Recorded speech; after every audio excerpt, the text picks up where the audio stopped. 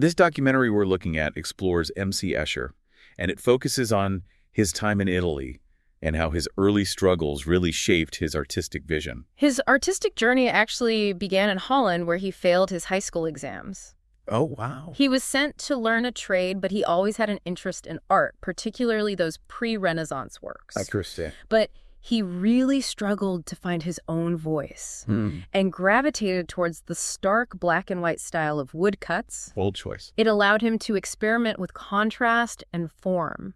He actually described his early creative process as having a whole load of junk shooting around in my head upside down.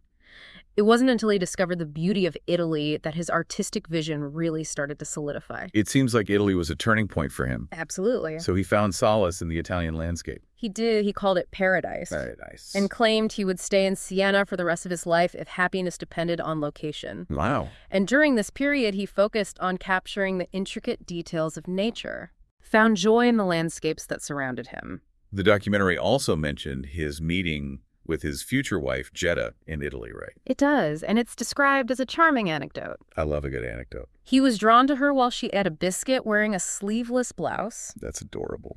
Their budding romance seemed to mirror his exploration of the theme of creation, Interesting parallel. culminating in a series of woodcuts that ended with an idyllic depiction of Adam and Eve. Beautiful. Yeah. It also mentioned that his yearly hikes throughout Italy were more than just leisurely walks. Right. They provided inspiration. Inspiration. Fueled his artistic drive, allowed him to connect with the simplicity and grandeur of nature. He seems like someone who really valued simplicity. He did. He rejected societal status, even imagined opening a sweet shop instead of pursuing a traditional artistic career. I could see him running a charming little sweet shop. Absolutely. But the documentary also touched on some darker experiences. It did. Despite the beauty he found in Italy, he also had some darker experiences. And these experiences left a mark on his art. They did. He was profoundly affected by a visit to a crypt. The crypts. Where he encountered mummified priests. He actually sketched the remains. Oh, wow. And incorporated the Latin phrase missa est, meaning the mass is ended, into his work.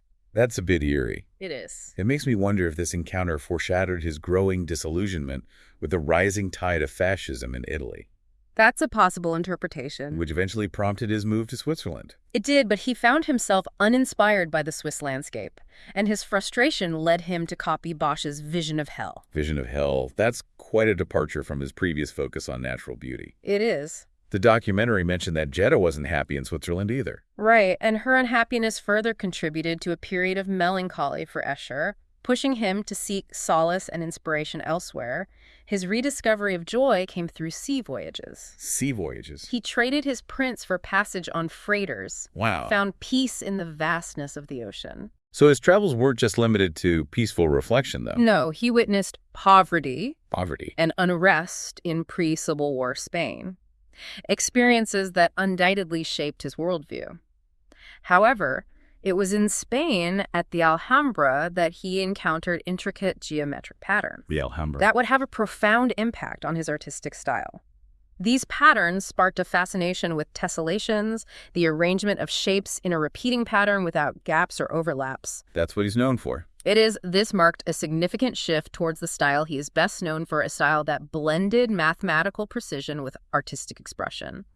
This exploration of tessellations led him to develop his theory of regular plane division, a concept that allowed him to create intricate and visually captivating artworks. Early examples of this style include development and Day and Night, where figures seamlessly blend into their backgrounds, creating mesmerizing visual transformations that play with our perception of space and reality. These works showcase Escher's growing fascination with perspective and illusion concepts that he would continue to explore throughout his artistic career. His art began to challenge viewers' perceptions, presenting impossible structures and distorted viewpoints that defied the laws of physics and logic. Exactly. The outbreak of World War II really had a profound impact on Escher's life and art.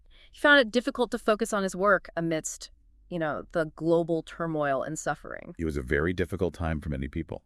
The documentary highlighted a particular piece, a wooden ball, carved with intertwined angels and devils, A powerful image. reflecting the conflict and tension of the time. Escher was also deeply disturbed by the persecution of Jews during the war.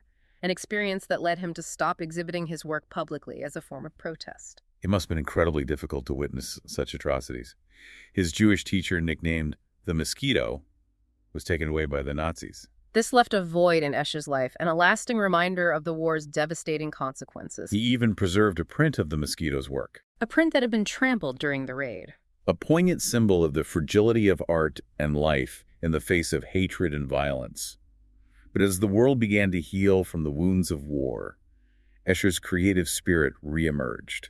With renewed vigor and focus, the post-war period brought long-awaited recognition and allowed Escher to finally make a living from his art. Well-deserved recognition after years of dedication to his craft. His exploration of perspective and illusion reached new heights during this time. It did, resulting in some of his most iconic works. Relativity and House of Stairs come to mind. They're both incredible, showcasing his mastery of impossible spaces and distorted viewpoints, challenging our understanding of architecture and the very nature of reality. Escher's artistic evolution also continued with his experimentation with the mezzotint technique. A technique that allowed him to create richer textures and depth in his prints, Exactly. adding a new layer of complexity to his already intricate works, further blurring the lines between mathematics, art, and the perception of reality. His art started to attract attention from mathematicians during this period. Mathematicians. They recognized the mathematical principles embedded within his seemingly fantastical creations. This inspired Escher to create works like Concave and Convex, Concave and convex. where he playfully explored the interplay between two-dimensional and three-dimensional space. Escher famously stated that he was not a teacher of mathematics, but simply sought to cause a stir with his thought-provoking and visually arresting art. While Escher's artistic achievements flourished in his later years, he also faced some personal challenges, He did. He battled a debilitating disease. making it increasingly difficult to create art. Yet his determination never wavered. His relationship with Jetta, his longtime companion and muse, became strained. That's heartbreaking after a lifetime shared together. It is. This led to their separation.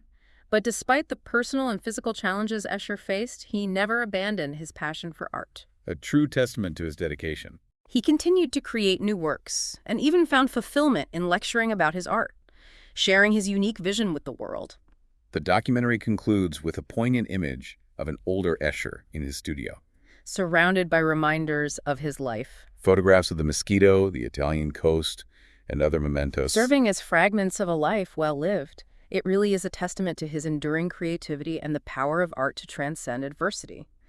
The documentary leaves us with a powerful message about the enduring nature of the creative spirit amidst, life's complexities and challenges. Escher's unwavering dedication to his craft, despite personal struggles and global upheaval, serves as an inspiration to artists and anyone striving to make a meaningful contribution to the world.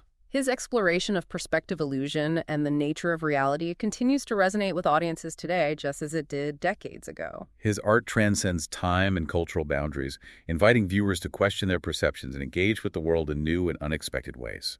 And his legacy extends far beyond the realm of art mathematicians. Scientists and philosophers continue to find inspiration in his intricate and thought-provoking works, recognizing the profound connections between art mathematics and the human condition. Escher's ability to transform personal struggles and global events into intricate, mind-bending creations speaks to the power of art as a means of processing, understanding, and ultimately transcending the complexities of life. Hi, my name's Bruce. I'm the gallery director here at Walker Fine Art. I hope you enjoyed my deep dive into Escher's Metamorphosis. If you have any further questions, feel free to leave them down in the comments below and I'll answer them. Also, if you are interested in acquiring an original work by Escher, or you have an original Escher that you're interested in selling or getting appraised, feel free to reach out to me. My information is down in the description below. Also, remember, like, share, and subscribe.